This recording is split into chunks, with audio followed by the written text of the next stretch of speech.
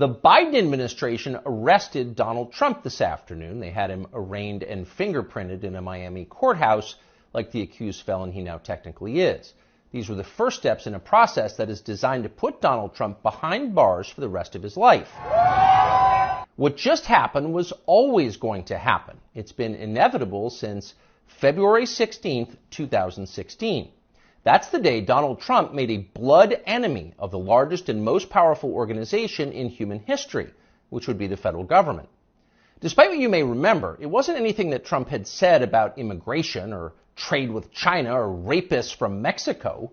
What matters, then and now, is foreign policy. The invasions and occupations and proxy wars, the decisions that determine which global populations will thrive and which will die.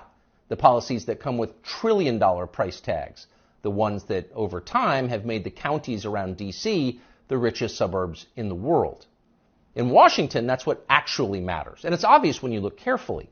When there's a debate about anything else, for example, the debt ceiling, both sides take their assigned positions and they start yelling.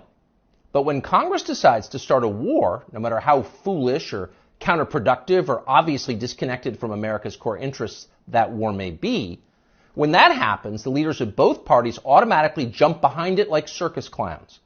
And then they stay there, sometimes for decades. They defend that war relentlessly against all evidence until somebody finally rings the all-clear bell and they can begin to admit that actually, maybe it wasn't such a great idea. We meant well, but it just didn't work out.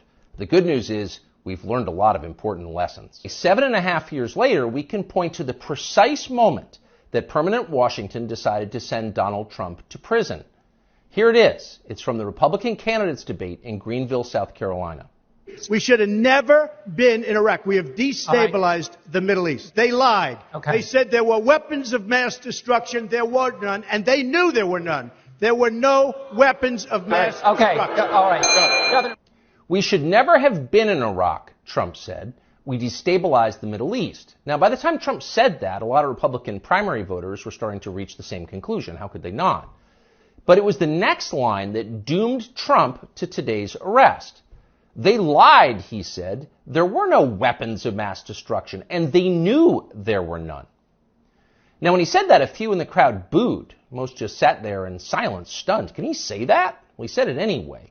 And by saying that, he sealed his fate. That was the one thing you were not allowed to say, because it implicated too many people on both sides, which on this topic is really just one side. Hillary Clinton was guilty of it, but so was Paul Ryan. All of them were guilty. They all knew, they all lied. And to a person, they hated Donald Trump for exposing them. Whatever else you say about him, Trump is the one guy with an actual shot at becoming president who dissents from Washington's long-standing pointless war agenda. And for that one fact, they're trying to take Trump out before you can vote for him. And that should upset you more than anything that's happened in American politics in your lifetime.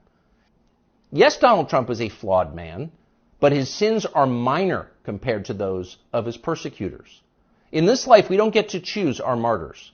We can only choose our principles, and America's are at stake.